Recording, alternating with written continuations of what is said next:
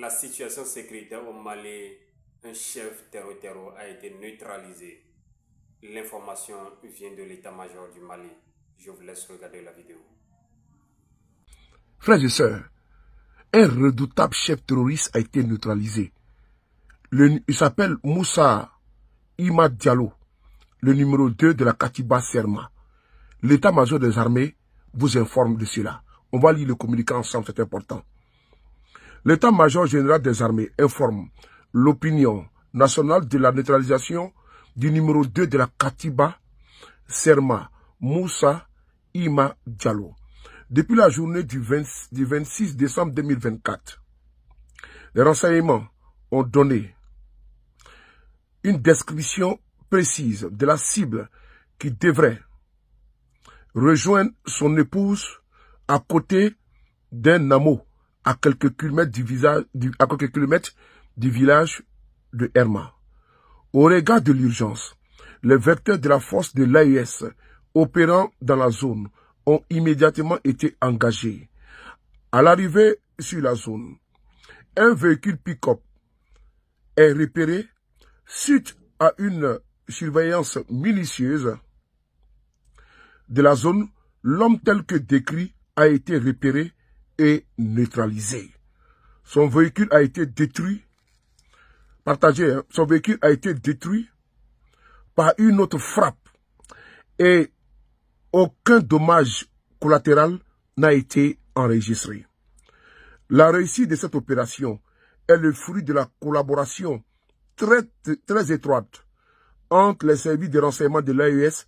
Ce succès met aussi en exergue le professionnalisme et l'efficacité de la force conjointe de l'AES.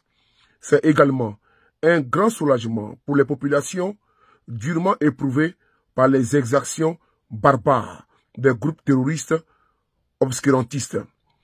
Le 27 décembre 2024. Frères et sœurs, cette information, elle est tellement capitale qu'elle ne doit pas vous échapper.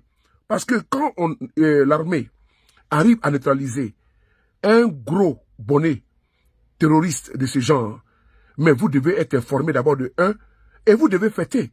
Ce monsieur-là a passé le temps à massacrer la population.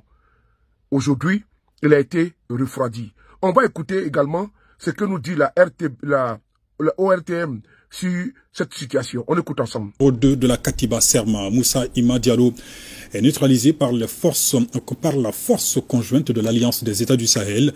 C'est l'état-major général des armées qui confirme l'information. C'est un grand soulagement pour les populations éprouvées par les exactions barbares des groupes terroristes. Retour sur le film de cette opération complexe avec Abdoulaye Sako. Dans la journée du 26 décembre 2024, les renseignements ont donné une description précise de la cible qui devrait rejoindre son épouse à côté d'un hameau à quelques kilomètres du village de Serma. Au regard de l'urgence, les vecteurs de la force de l'AIS opérant dans la zone ont immédiatement été engagés.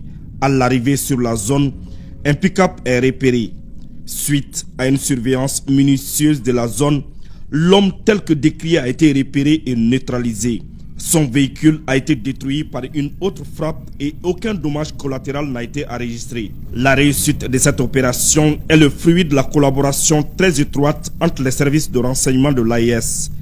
Ce succès met aussi en exergue le professionnalisme et l'efficacité de la force conjointe de l'AES. C'est également un grand soulagement pour les populations durement éprouvées par les exactions barbares des groupes terroristes obscurantistes. Bravo.